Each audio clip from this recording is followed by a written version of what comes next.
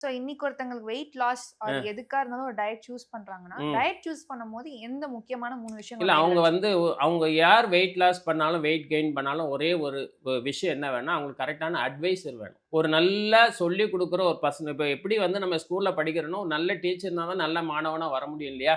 அதே மாரி நீங்க வெயிட் லாஸ் பண்ணாலும், வெயிட் கெயின் பண்ணாலும், இல்ல உங்க ஹெல்த் வைஸ் ஏதாவது ஒண்ணு பண்ணணும்னாலுமே, உங்களுக்கு ஒரு நல்ல கோச் இருக்கும். நீங்க நெறைய பேர் என்ன பண்றாங்கன்னா, YouTubeஅ வந்து கோச்சா வச்சிருக்காங்க. இப்போ சமையல் பண்ணணும்னா கூட ஒண்ணும் தெரியாதவங்க என்ன பண்றாங்க, YouTube ஓப்பன் பண்ணி எப்படி தேங்காய் சாதம் பண்றது, எப்படி மாங்காய் சாதம் வந்து கத்துக்கிறாங்கல்ல, அதே மாரி இவங்க ஹெல்த்தையும் அதே மாரி பார்க்குறாங்க. இப்போ எக்ஸாம்பிள் இன்னொன்னு சொல்றேன் பாருங்களேன். நம்ம ஒரு நாய் வளர்க்குறோம் அப்படின்னா, அந்த நாய் நல்லா இருக்கிறதுக்கு நெறைய கண்டிஷனர், ஷாம்பு அதுக்கப்புறம் சீப் எல்லாம் காஸ்ட்லியா வாங்கி ஏன்னா அந்த நாய் வந்து நல்லா இருக்கணும் அப்படின்னு நினைப்பாங்க. பட் இவங்க என்ன இவங்களும் இவங்க குழந்தைகளுக்கு என்ன மாதிரி குடுப்பாங்க அப்படின்னா, எதையுமே பார்க்க மாட்டாங்க. கடையில விக்கிறதெல்லாம் வாங்கி குடுத்துருவாங்க. அப்ப அவேர்னஸ் எங்க இருக்கு?